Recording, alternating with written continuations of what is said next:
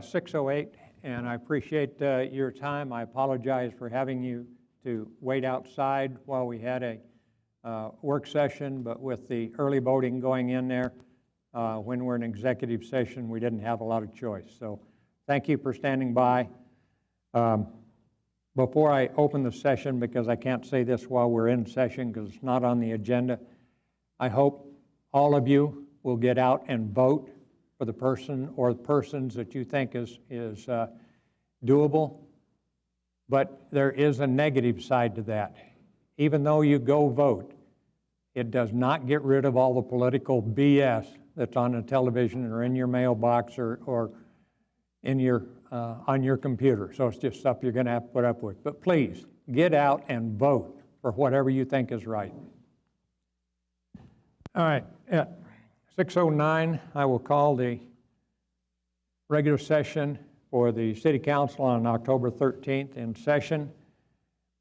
Let the record reflect that all council members are present with the exception of Mr. Dean.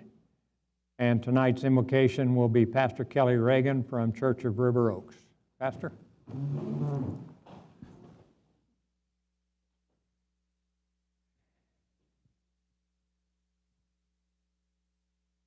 Well, thank y'all so much, and thank y'all for serving.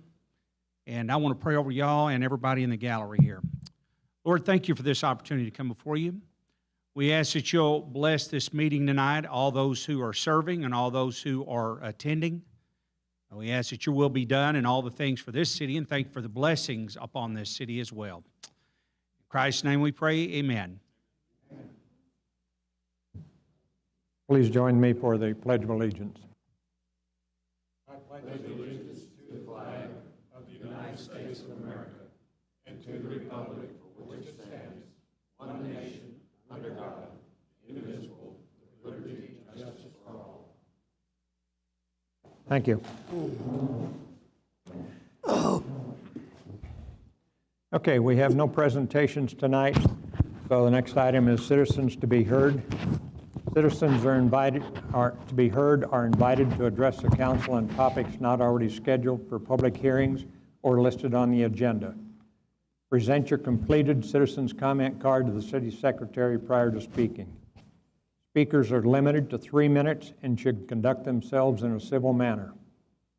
The City Council cannot act on items not listed on the agenda in accordance with the Texas Open Meeting Act. Concerns will be addressed by the city staff. They may be placed on future agenda or addressed by some other course of response. When you come up to the microphone, please state your name and address so that we've got it for the record. Thank you. Carol? Elizabeth Porter.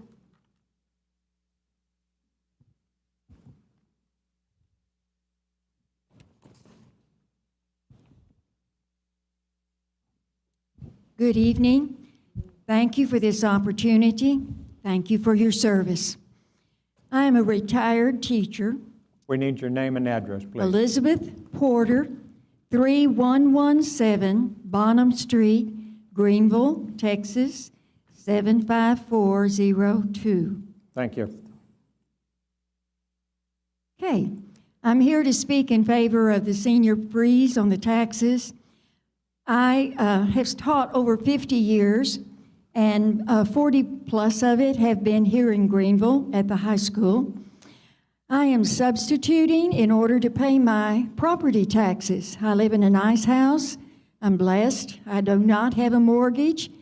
I signed the petition for the senior freeze on the property taxes by the city. I'm very grateful for the senior freeze that I have from Greenville ISD. Thank you. Thank you. Carol? Kristen Washington.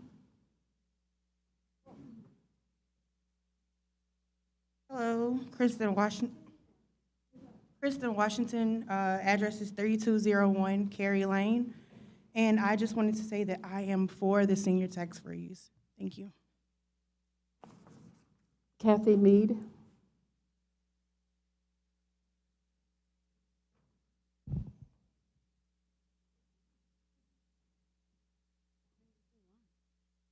Hi, my name is Dr. Catherine Mead. My address is 414 Division Street. I'm for the senior tax freeze, but also I would like to know what the plans are for building resources in North Greenville, in the district that has historically been redlined in this city. I don't think there's a very good discussion of redlining or how it's impacted our city and that community. I grew up in North Greenville on the corner of Walnut and Utopia, and as someone who grew up there and then moved away and has lived other places and come back, the resource starvation is a real issue, and I would like to see it discussed more. Thanks. Thank you. Ma'am, could you explain what you mean by redlining? You want me to Google that for you? No, well, I've never heard that term, I'm sorry. Oh, okay. Redlining is when there's actually a map drawn out with districts and there's a red line where across that red line resources aren't built, typically associated with train tracks. That's why the term across the tracks is, that's where it came from. So it is in city planning an area where people of color live, and the resources that are provided in the rest of the city were not actually planned to be built in those neighborhoods. And where do you believe that that redlining has occurred? North Greenville, Okay. across the train tracks, literally. I'm, okay. I'd like to talk to you afterward, because I'm very interested Great. in the... I would in love the- to, I would love that. I live in the north side of town, but I see All right, things a great. little differently, so Great, I'll be here. thank you. John Kelso.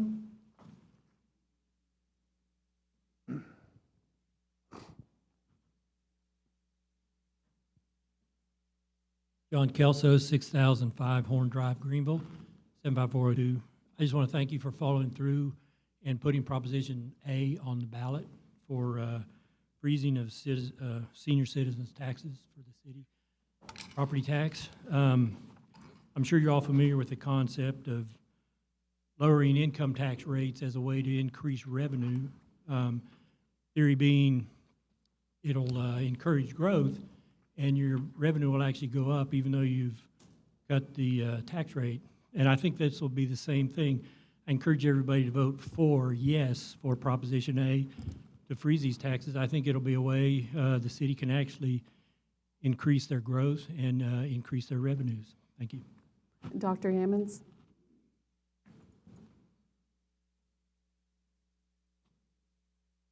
Dr. Ammons.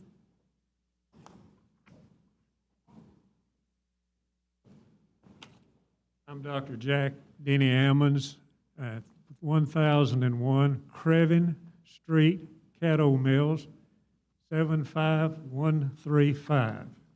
I want to say that I am for the freeze, and I have asked one of the teachers here tonight, one that I highly respect. She is going to take some of my time to explain to her. I'm sorry, David? No, she doesn't get to take part of your time. You can have your 3 minutes. She can have her 3 minutes. Oh, that's fine. That's fine. It must have been the way I said it. She'll have her 3, and I'm through. I'm for it. Thank you. That's all right. Thank you.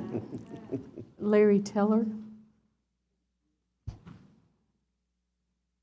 I may not be saying the last name. I can't quite read it.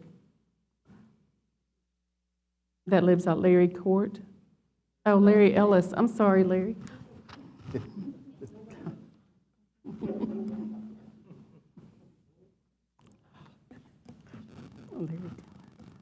Larry Ellis, 8545 Larry Court.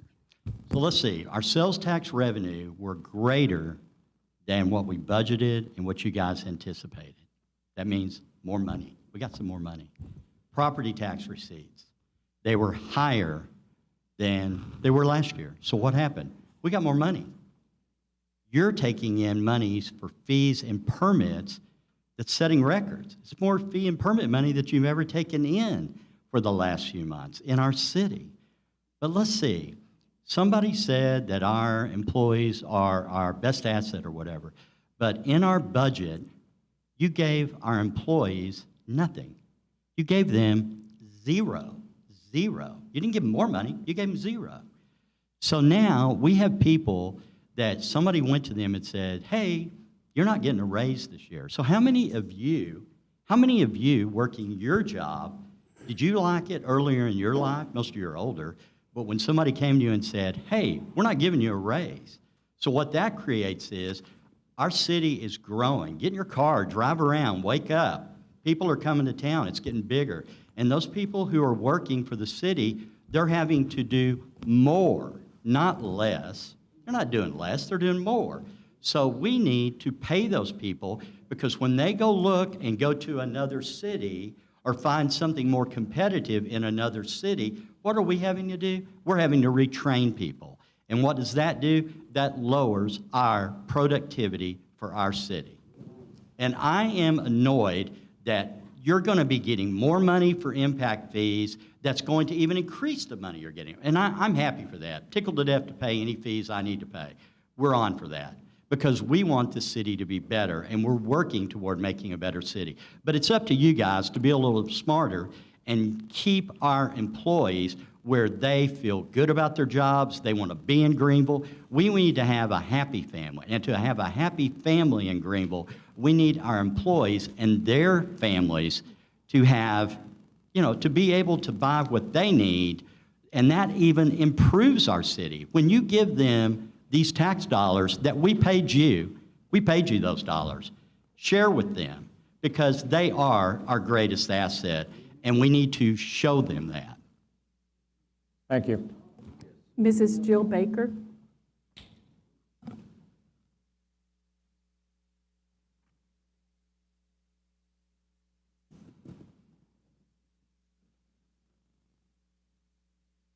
Good evening. I'm Jill Baker. I live at 655 Private Road, 3141, Greenville, Texas, 75402.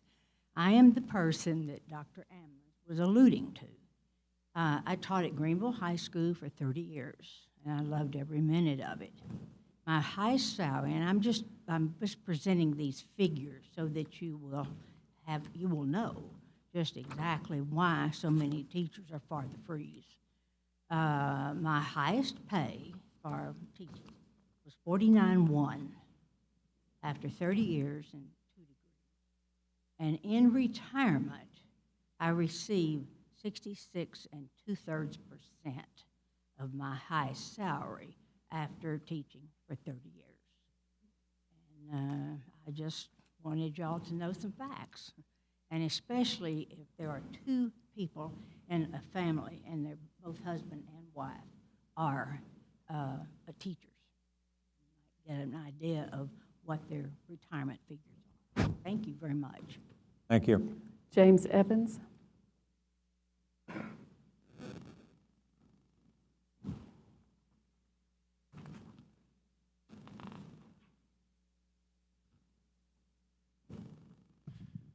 James Evans, 6410 Buena Vista Drive, Greenville, Texas. Tonight, council members, I beg you, I ask you, and I beg you to support the tax freeze with your own votes when you go in to mark your ballot the next few days. People in Facebook land, Friendly News, Herald Banner, be aware that there's things we need to be looking for when you vote. I noticed Brad Keller had posted an article this afternoon that said there were 107 people right now that they know of that picked up a ballot today, and their ballot did not contain the propositions. And they had to ask for another one, and this is on, I've shown this just a few seconds ago, it's on the Herald Banner website. So be aware of this when you vote. Do not just ignore the ballot. If it's not correct, please go ask for a correct ballot that does have that on it. And again, for our friends, Gabe Medina, Friendly Newsland, be sure and help us get out the word. And Herald Banner, again, thank you already for getting that word out to us. Again, I thank you. I appreciate you letting us talk tonight. Thank you so much, and we need your vote for this much-needed project for our city. Thank you. Mr. Evans? Yes. Yeah. The information that we've given should be on all those ballots. The election officials are the ones. I'm not saying that it's not. I'm not arguing with you or what's in there.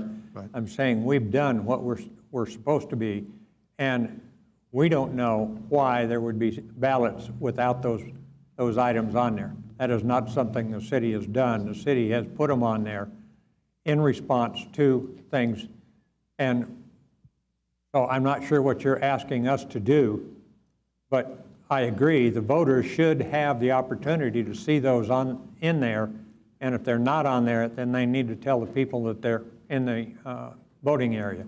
But the council's already submitted those, and it's on the ballot that we have submitted, and I think the last number I counted, there was 46 different ballots, because it depends on who's your council member and whether there's a school board member in there, and they've got a big job, but as far as I knew, if you were in Greenville, you should have those ballots on there. So unless they got a ballot from a wrong location, I don't know why that would occur. Mayor, again, I didn't come to fuss at y'all at all. I came to warn you and to alert you to it so that when you mark your ballot, you would look for it and hopefully it would be a vote that we could count on our side. I did not come to blame y'all at all. Okay, That was appreciate never it. intended. No. I came to say thank you for putting this on the ballot. I thank you for your support, and I'm just asking for you to go ahead and support us on the ballot when you mark it and make you aware that there is a situation apparently that's occurring with some of the ballots, and I don't want you to come in and miss a chance to vote for it. And I don't want the people out there, and again, friendly news, is that loud enough, Gabe? I don't want the people in Friendly News Facebook land to miss that either. So again, thanks to Harold Banner, they've already run that, but that was my point tonight. Again, no Okay. fault at all to the council.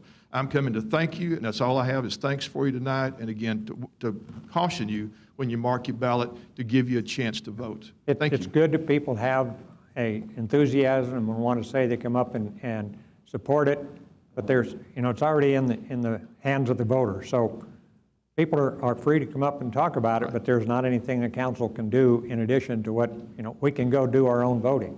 But We're trying to, some of you haven't voted yet. I came up and voted this morning. Some of you still haven't voted. We're trying to, this is politics right now, I guess trying to get votes is what we're after. Okay. So again, these are friendly people tonight.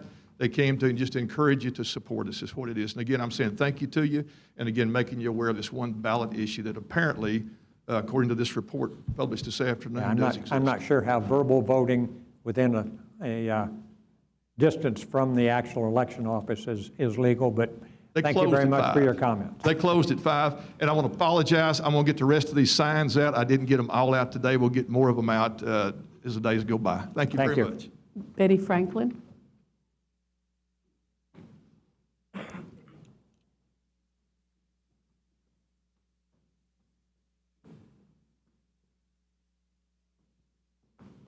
Betty Franklin, 1811 King Street. Several meetings ago, I was able to attend the sessions, and I heard a lot of good discussion on improving the streets throughout Greenville. You also discussed streets in North Greenville. I want to plead with you not to drop the ball on that, because we really need improved streets in North Greenville. Please, if you have a committee you're going to work on, you're going to look at the other streets, please consider some of the streets in North Greenville, particularly in the Speedway area. Those streets are just horrible to pass by. So is my street, too. Betty, because of your comments and bringing it to our attention as well as others, we do have a subcommittee of the council that is working that to figure out, is there a better way to do it than what we've been doing? And Jerry Ransom is the lead of that, and he's working on that. Okay. So we listened to what you asked for, and we're responding. Okay, thank you, and I also support the freeze. Thank you. And we've had our first meeting, and we will probably have another meeting before the next council meeting, depending on the workload of some of the other council members or some other audit issues that are coming up. Thank you. But we're working on it. Kenneth Freeman.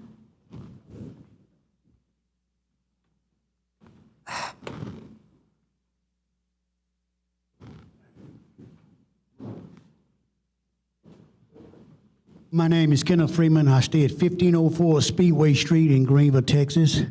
I agree with the tax freeze for 65 and over. And I agree with the other gentleman talk about the employees that y'all might have forgotten about a little bit of getting them raises, because merit raises is no good. They need raises. If you want to keep good employees, you got to pay them. Because if you don't pay them, they'll go elsewhere. But we don't want them to go elsewhere. We want them to stay here in Greenville so they can have a productive life and do good here in Greenville. You have to pay them. You can't keep skipping them and doing other stuff without paying the employees. You got good employees, but you need to keep them. You got to give them some incentive to stay in Greenville and not go elsewhere, guys. Come on now. Use a little common sense in that area. Because they need raises, taxes go up, everything else go up, but y'all don't give them no raises for them to kind of even that out. You have to kind of even that out a little bit. I know you can't even out everything, but try to even out a little bit and give them some kind of raise so they can have some kind of economy, have an economy to make it through the year while they work on these jobs. I've been there. I work for the city of Greenville. I know how they act. And that's why I was so glad that the electric department separated from the city of Greenville, because, man, we had to deal with politics. We get a raise, we get an incentive, we get a merit raise, and then we won't get nothing. Come on now. Work with the guys, work with the employees. They need help just like everybody else do. And the north side of Greenville need help. Matter of fact, the whole side of Greenville need help, not just the north side. The whole side of Greenville need help. We need industry to come in here so our people don't have to pay taxes here in Greenville, don't have to go to Garland to work and come back to Greenville. We need industry here. Support the people so that pay good money so they can stay here. The taxes stay in Greenville, not in Garland and Mesquite and everywhere else. You got to do that. I know it ain't easy, but try. Work on it. That's all I ask. Thank you. Thank you. Betty Monday. Yes, y'all know something on one of your fans. Betty Monday, 3414 West Marshall Street here in Greenville, Texas. 2-3 things, real quick. I'm looking at the clock. I'm looking at the thing up there. Into the microphone. Yes, let me get it down here. First of all, when I moved back to Greenville, I inherited a lot of back taxes. My mom was depending on this young lady to pay her taxes, and instead of paying the taxes, she paid something else. So she didn't pay the taxes. So when I moved back to Greenville, I inherited, oh my God, a lot of back taxes. So a freeze is very important to me to get the taxes that she owes down so I can do something else. And young lady, I live on the other side of that track, honey. I live on the other side. And another thing about the propositions, that's another thing I want to talk about for a few minutes. I've had 13 calls tonight on my way here and before I left home.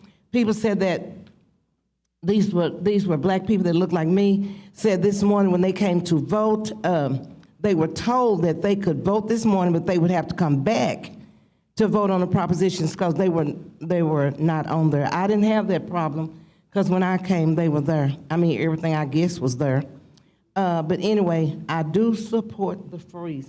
I am 75 years old, so I do support that freeze. I do support it. Okay. The next thing is, on my side of town, it's kind of drug infested and a lot of things go on over there. So I try hard to stay on the inside of my house. How you doing, honey? You looking a little rough over there. So anyway, I try to stay on my side of town. I try to stay in my house so I don't have to deal with a lot of stuff. So, they respect me because I'm old, so they don't get rough with me or anything. So I finally convinced some people to move their cars off the street, move them in the little pasture behind their house. Because when I go to church, I don't want to go four blocks out of the way just to get straight down Marshall Street. But there is a dip, there are 2 holes on Marshall Street. Okay, I've asked the city, I've called the city 4 or 5 times, and each time I get the same thing. We're coming. Well, hell, I want to know when you're coming. You've been coming ever since I've been here. Well, how long have I been here, Brent? About 2 years, I don't know. Anyway, the whole 2 years I've been here, I've complained about that hole. And the hole keeps getting deeper and deeper and deeper because the trash trucks come that way. Well, when the trash truck come, the hole get deeper and deeper and deeper. So I would love for somebody from the city to come out and get that fixed right quickly for me. And I guess that's it. But I support the freeze. I do. Thank you. John Clark.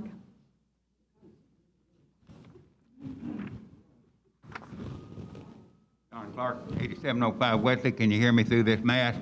A little bit, Looks like yeah. a good way to transmit stuff.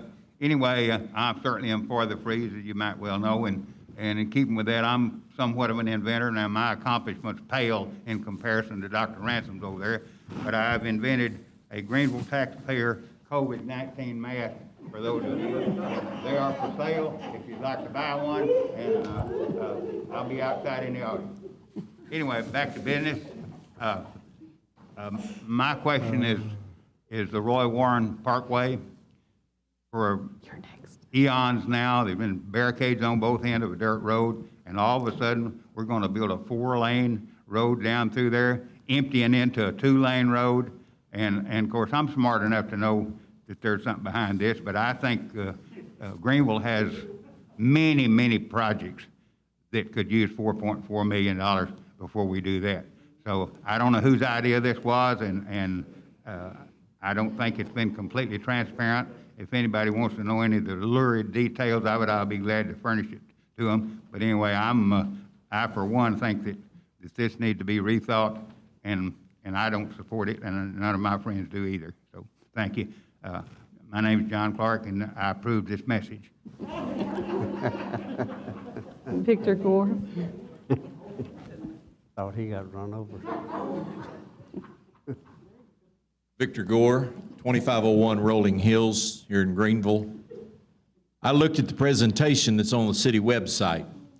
Yeah, I'm looking at the agenda for tonight's meeting so I can be informed if y'all discuss something I need to be especially concerned about. Well, I was disappointed in the presentation. The presentation didn't have much to say about the proposition about liquor. There were 3 slides. One of them really didn't deal with them.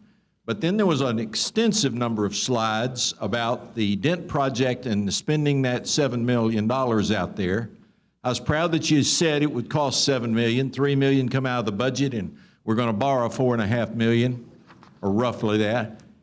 Well, you spent all that attention to that, and it was obvious that the city staff is in favor of that road, because then what I'm burdened about is the senior tax freeze. Their negative comments were made on that, inaccurate comments, when comparable cities were listed from 2017, not an effort to bring it current where we are now. At the comparable cities, we're only did freezes at 27%. We did that. 27% of the comparable freezes, comparable cities in 2017 would have a freeze. It's way more than that. It's nearly 2/3 of comparable cities are doing this freeze. I'm very disappointed that the city staff and the presentation on there is negative about the freeze and so positive about Dent Road and the projection. And I know you got to have that road to develop things out there, but like's been said tonight, and I've been speaking for 20 years to the city council. Y'all hadn't all been on there then. We've got to fix the drainage in North Greenville. It isn't getting fixed. We're going to spend money, this year's budget, $2 million is it, on streets for the whole city of Greenville. Now, I know this transportation committee is trying to work on some ideas, and they've got some thoughts about this. We will need to do this. We're going to go spend $7.5 million down here to develop this undeveloped land, put in a nice road, and I know that brings growth out there, yes. We can't be forgetting these folks in the other parts of this community. And so that proposition has issues, and it may not pass because there's some people, like you've heard tonight, they're not happy about this. We're not saying we're going to do something. The lady said maybe there's a red line across this town. I don't know. But I know for 20 years, that's what I've been coming to you talking about. Thank you. Thank you. That's all. All right. That's all the people that have requested. So at this time, I will close the citizens to be heard. We have no public hearings. We have some ordinances coming up, and Are we allowed to respond with factual information regarding what has been said? Factual information, yes. And I want to make sure that, and I think everybody on council wants to make sure that as we prepare budgets, we prepare it with the whole city in mind, not just part. But just off the top of my head, over the past few years, we spent $1 million on Graham Park, spent $250,000 or so on Reese Davis Recreation Center last fiscal year. Arnold Park and Middleton Park have been renovated. We built a new fire station #1. And the street improvement program, we spend $2 million a year spread throughout the city. We're working on how to figure out that. But I just think it is, to say we need to do better, I think everybody up here wants to do better on how we invest our money, and we're trying hard to do that. To say that there's a red line and we're not spending money on the north side of town, it's just not accurate. And so I'd love to talk with you about ideas you have for more, but that's millions of dollars worth of projects just in the past few years. So. All right. When we discuss ordinances, there's a thing called public testimony, and public testimony occurs when citizens are invited to address the council on topics already on the agenda. Speakers will be invited to speak at the time of the council discussion of the item, and you should have presented your card to the city secretary prior to this. Speakers will be limited to 2 minutes for each agenda item, and again, when you come up, we need your name and address. The first item is consideration and action on an ordinance extending an employment agreement with Daniel Ray as city attorney. Over the years, I think in the last, and correct me on this, but I think in the last 4 years, we've had a flat rate contract with you. And what this is, it's a 2-year contract normally. And at the end of a year, in October, we agree that we're going to extend or not extend that, but you would have a year still from the time that vote is taken in order to close out anything we have. Yes. So over the past 4 years, we've extended that each time. And as I understand it, there's some minor modifications in the contract, but it's time again to extend the contract if we so desire. Is there any questions from the council on that? Does anybody in the public wish to speak concerning improving or approving the city attorney's contract? All right, none heard. At this time, I will entertain a motion to approve the consideration and action on extending his contract. Move to approve. All right, Al? Second. John? And please vote.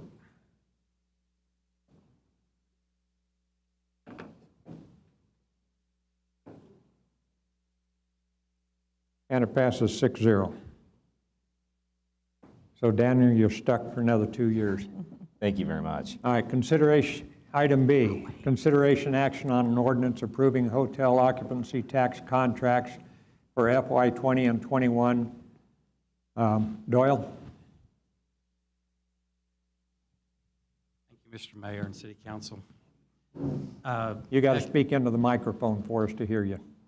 Yes, sir. Thank you, Mr. Mayor. Is that better? Yes. I can't hear myself, actually. Well, you know what you're going to say. We don't care whether you can hear. September 23rd, the Tourism Convention Advisory Board met, and they heard presentations from applicants wishing to that applied for the hotel occupancy tax money. They are an advisory board, and their recommendation does come to the City Council for the approval. We all discussed in the board that we remembered back having 2.5-hour meetings, and one of them said it was more like 3 hours. And I guess it's the good old days when we might have had $125,000 to allocate, and they had $250,000 of requests. But this year, for the second or third year in a row, we actually the applications were less than the budgeted amount. The Tourism Board made a recommendation to fund the Audie Murphy Museum, the Rotary Club of Greenville, the Cotton Patch Challenge, and then the GISD Robotics Tournament, the robotics event. Right before the meeting started, I think you had a last-minute contract change, and I wanted to give a little bit of history on that regarding the museum's contract. And the difference or the change, there was added that any unused funds from City of Greenville's fiscal year 1920 will remain in possession of the grantee to be used during the 2021 fiscal year. History behind that is July 10th, the Museum Board made the decision not to host the Audie Murphy Days event, which they had funded, budgeted $5,000 of their amount. Ultimately, they came back and canceled one gun show as well due to the coronavirus. And Susan emailed me back in July 10th and asked if they could, they would like to roll that amount over to the Audie Day for next year. At that time, they had not canceled the gun show. The same day, I'd like to read an email back to them that I sent to her. And I stated, in normal years, tourism funding must be spent during our fiscal year, which ends September 30th. 2020 is certainly not a normal year and should allow for considerations to be made. Therefore, please hold the funds towards next year's event.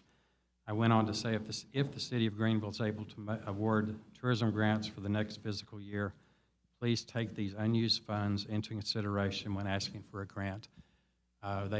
We allowed them to not spend $9,000, and they reduced their application by $9,000 to the Tourism Board. The reporting from the museum is second to none. They're very transparent. We've dealt with, I know they've received tourism money for at least 17 years, and 13 of the last 13 years was with Susan Lanning. So that's the reasoning. I think it is the first time we've allowed anyone to not spend their money and roll it over, but it was due to their cancellations. I'd also like to say when we did that, it was back in July 10th, and hotel occupancy, we really didn't know. We were hoping that there would be grants awarded in the budget. We really weren't certain if grants would be a part of the budget at that point, so we wanted them to be able to fund the next year's Audie Murphy Day. So if you're going to, I guess it's on me as far as why it happened, but that was the history on it. Anyway, the decision of their recommendation, get back to the Tourism Board, was to make the three applicants that actually applied for funding. It would be a $15,000 for the Audie Murphy Museum, the $20,000 for robotics, and the Cotton Patch Challenge, $10,000. I amended. Any questions from the council? I amended the contract today to specifically account for that rollover because it wasn't included originally. Yeah. But basically, it allows the last fiscal year's money to roll over and puts it in specific contract terms. Good. Just so it's very clear. Anybody have questions for him? Just one quick one. So am I correct in understanding that any funds that are awarded and unused by the end of the fiscal year return back to the city? They are to be returned back to the City of Greenville. That's a normal year, and that probably should have happened this year, but during the circumstances. Yeah, every year, if they don't spend it, they give it back to the city. But in this particular case, because of the COVID, they had 2 events that couldn't go. Right, I understand that with Audie Okay. Murphy. I was just talking overall. Overall, the money is to come back to the city, and we don't fund it. We try to get their check. Their contract states we'll try to get them their money 60 days prior to an event so they can advertise and start spending. We really try to get it to them about 75 days in advance since it takes a while sometimes for mail and checks. So we probably will have a good feel. If UIL shuts down robotics, they'll never get their check to begin with. Hopefully Yeah, This is that gonna be was behind us. what caught my eye was they may have to rent some additional facilities. Yes. And if they did, would that return back to the funds remain with the city? Yeah. The funding would be returned, yes, sir. Okay. Thank you. If there's no event. Thank you, Doyle. Yes, sir, thank you. Anybody wish to have public testimony on this?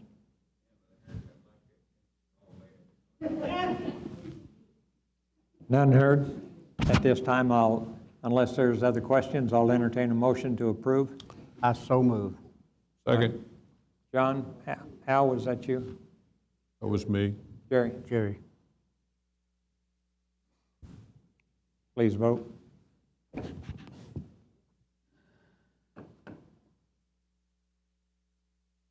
And it passes 7-0. 6-0. Thank you. I can't count. I wasn't going to correct you. All right, item C, consideration action on an ordinance approving contracts with non-governmental agencies who applied for fiscal year 2021 funding. Talia? Yes, thank you, Mayor. This is going to be kind of a continuation of the 2021 budget that you guys approved. This is an ordinance that's going to approve the funding amounts to Keep Greenville Beautiful, Drug-Free Greenville, and then the Senior Center Resources and Public Transit, all the non-governmental agencies who applied for the fiscal year 2021 funding. Just as kind of a refresher, those amounts and their funding source, Sanitation Fund is funding $10,000 to Keep Greenville Beautiful. And then from General Fund, we have $7,000 for Drug-Free Greenville, $20,000 for the Senior Resource Center Transportation, and then $5,000 for Senior Resource Center Programming. Those were discussed at the July 14th City Council work session, and then the subcommittee made those recommendations as well. So. Anybody have any questions for Talia? Thank you, Talia. Does anybody in the public wish to comment on this item? None heard. I'll close public testimony on that. I'll entertain a motion to approve as recommended. So moved. Holly? Second. Brent?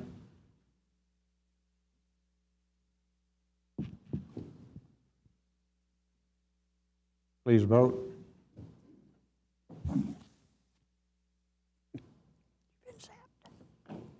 And it passes 6-0.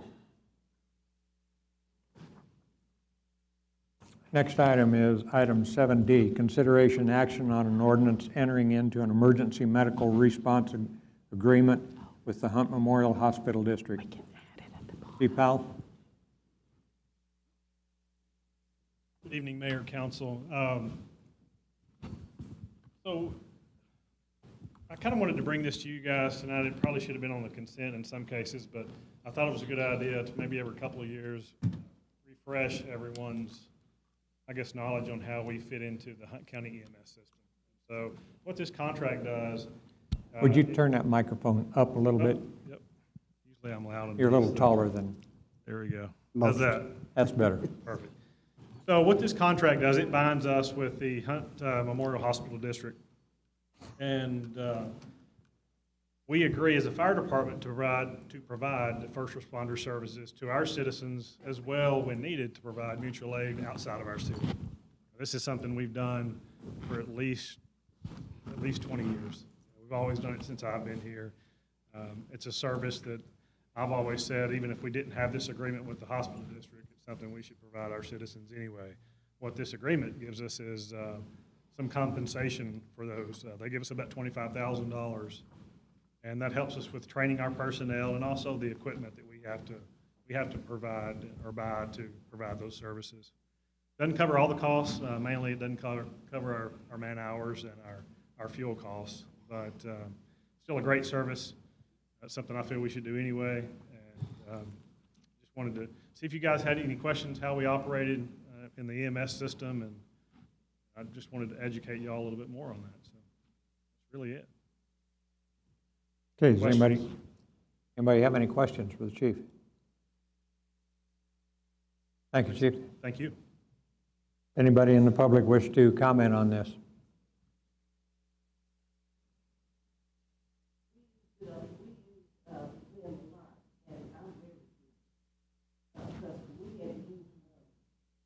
Thank you. Thank you. At this time, I will close the public testimony on that, and I'll if there's no other discussions, I will entertain a motion to approve as recommended. So moved. All right, Brent and Al. Please vote.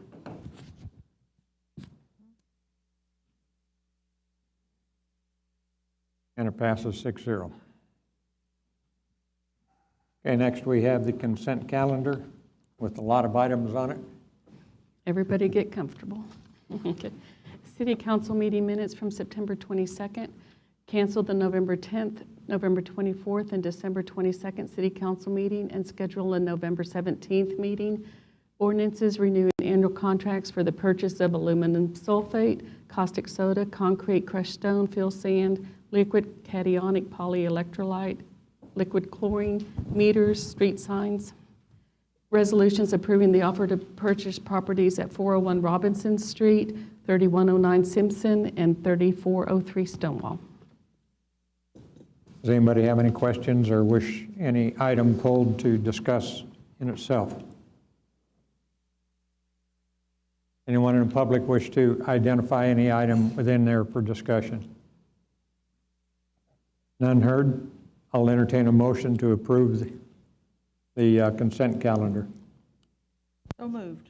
All right, Holly, Second. Brent.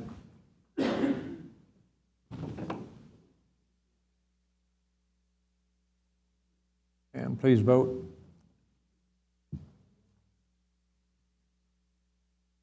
Passes 6-0.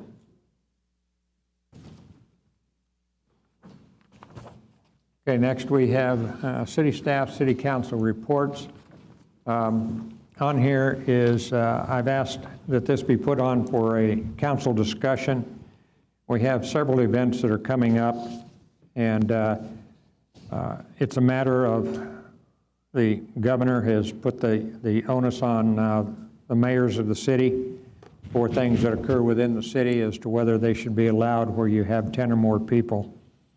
And the first item is the Trick or Trot, which is a 5K at Halloween.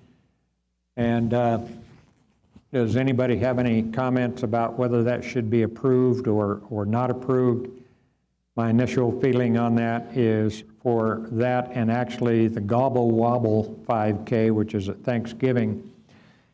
Both of those, if they do the necessary work to control who shows up and when, as other organizations have done, I'm not worried about the runners that are out there. They're pretty well separated, and you seldom ever would get a group of 10 or more all together. So I think they have good social distancing out there. But does anybody on the council have any comments one way or the other on the 2 5K runs? I won't reiterate all my prior comments, but I think these are good events that we need to have. So. Okay. All right, next item is the Bottle Rocket Bash, and it's currently set for November 7th. That was the day that the Veterans Day Parade was going to be, and I looked at the Veterans Day Parade and said it needs to be canceled because you get a lot of people that are standing on the curb watching the parade go by, and we don't get social distancing. And the only way that we can cut back on the virus right now is through social distancing, masks, and everything else they tell you from the CDC. So the question comes up on the Bottle Rocket Bash, whether we do that or whether we delay it. Summer, I think we could delay it as far as April and still not experience additional cost. Is that correct? We would additional cost if we delayed it again, because obviously we're getting close to November, and Brett's here to talk about it if we need to, the actual cost, but all right, Brett, for permits and things like that.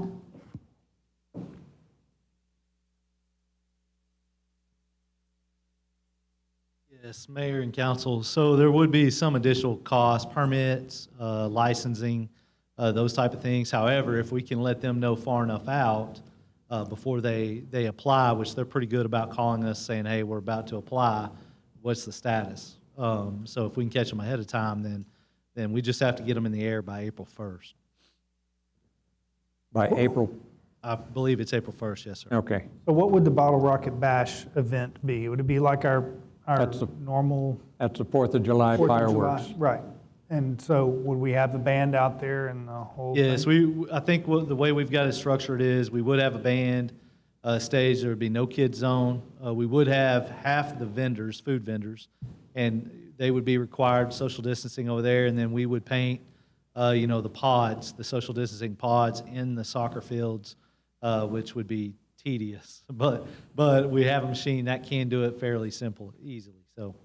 Well, I've been at soccer practice for the last few nights, and I think lots of people at the sports park, but people pretty much know, hey, I'm going to stay a few feet away from the other people there, and I think that we've all been pretty conditioned with how this thing works, and I think it's a good idea to have a community event for people to gather around, and the people who are concerned about it can not attend or watch from their car. Any other comments? I see it as a concern in the fact that while soccer practice parents will separate out, but I'm not sure that people show up out at the park. I think the last time we had fireworks on the 4th, there was like 4,000 people out there or something to that extent. And it bothers me that we would have something like that would encourage people to come out and get together, and family and friends, and you're not going to have separate circles and say, okay, this family can only stay over there and you guys can't go over there. I personally have trouble with that, and I'm looking for input from the council, whether people are in agreement with me. Brent obviously does not agree with that projection, but we represent the city. Unfortunately, I'm the guy that's got to say yay or nay, but I look for the council to participate in discussions on it. I agree with you, Mayor. I think it is. It's awfully close. November the 7th is awfully close when it's planned, and I think we should consider delaying it into 2021, whatever the number is, before April 1st of 2021. Yes, sir, I believe that's right. I don't know if there's an appropriate date for that, but. I agree Pretty as close. well. I agree as well. Holly, you got any input? I'll leave the hard decision to you, Mayor. Thanks a lot. I mean, you can regulate social distancing in a Veterans Day parade just as easily as you can do it in a soccer match. Yep, I think we ought to have a parade too, but. Yeah, I just. I mean, you can even regulate social distancing in a soccer match or a meeting like that out at the sports park, so. Yeah. All right, what about anybody else got any comments on the fireworks? Yeah, I've got one. Just what is the contractual amount on this right now? What are we invested in this? We're 15,000 in. So we have one final payment of 15,000 due. How much was the whole thing? Was total bill 15? For the fireworks, it's 30,000. 30,000. So we still owe them 15. Correct, yes, sir. The reason I ask, I didn't know if with the way COVID is evolving and everything's evolving, if there was a way that we couldn't just combine it with next year and hope COVID's done, and instead of stalling month after month after month. I think the fireworks have a shelf life. And so I Yeah. think that's the deadline for us, is the shelf life on the fireworks. They do. Okay. Well, if we All got right, what about the Parade of Lights, the Christmas parade? I know that in the last 5 parades I've been in, there's been a lot of people watching the parade. It's a very, very popular thing, but there's no way that I see that you're going to separate people out. They're just going to get together. And that bothers me as far as trying to control the COVID positive rates. So I'm willing to listen to anybody that's got any comments on it. I don't see it as different than the Veterans Parade, the decision you made on that myself. I mean, it's one and the same. I don't either unless the governor comes out with something different. Yeah, if the governor comes out and changes the rules, then all the rules can be changed. But so far, he sidestepped that. I'm sure it has nothing to do with the election time. Yeah. I mean, the governor's leaving it to you to make that decision, though. He's not saying you can't. And, I mean, how many people usually come to the Veterans Day Parade? Isn't the Veterans Day Parade, I mean, it's fewer than the Christmas parade. Yeah. Would that not be an option to have the lesser populated parade for Veterans Day and see what the turnout looks like and whether people are responsible? I've already canceled the Veterans Day because I didn't want people to have work made useless, getting floats ready and stuff like this, and then it be canceled. So I've already canceled the Veterans Day Parade. It's not a matter of a populated parade. It's a matter of the camaraderie between the veterans and their spouses that you don't understand because you've never been there.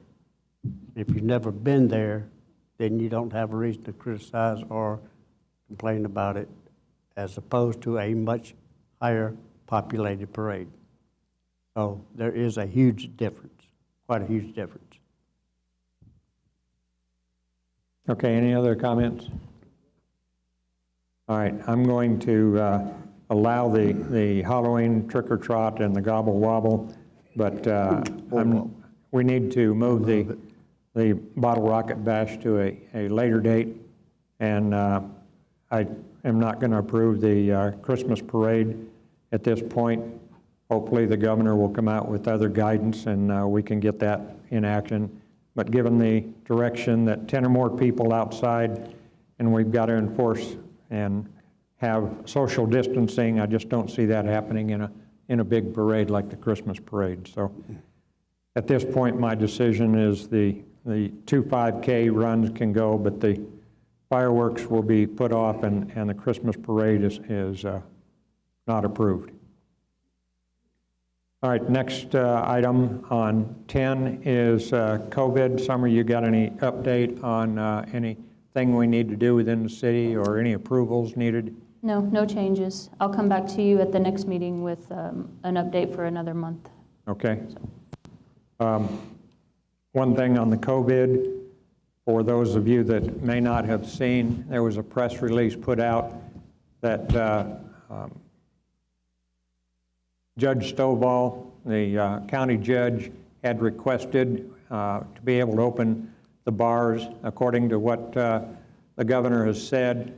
And I think today they came back, TABC approved his request. So it's tomorrow or the next day that the bars can be open at 50%, I think. Yeah, but they tomorrow. have certain COVID restrictions that they have to abide by. But anyway, Yes. That was passed. Yeah, the Approved. TABC approved that today. That'll become effective tomorrow morning. So whenever they normally open, they can open tomorrow at 50% capacity. They just can't, the big difference, there's 17 bars in the county that'll open, but the big difference is you can't stand around a bar. And that's what a lot of the bars are. And so you have to be sitting to be served alcohol. And that's up to the TABC to enforce. That's 50% of their indoor allowance That's right. capacity. It has nothing to do with their outdoor. Yeah, that has different rules. Yeah. And the only other thing is, I think they said for breweries or wineries that they could have 6 people standing, but they had to be spaced between the groups. Yes, and they can serve alcohol if it's sample size, so they can't buy a glass of wine and carry it around. They can get samples while they're in 6 or more, groups of 6 or more, or 6 or less, I'm sorry. Okay, any other items for the next agenda? Anybody want to have something on there?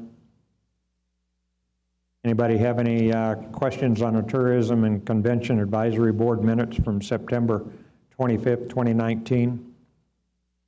I think you ought to issue a proclamation for Veterans Day. Not tonight. Well, I didn't say tonight. Okay. All right. That concludes everything we've got, and I appreciate everybody showing up. Thank you very much. Again, please get out, if you haven't already, vote. Amen. That way you can tell us that you liked or didn't like what's on the ballot. Thank you very much, and the meeting is adjourned at 7:08.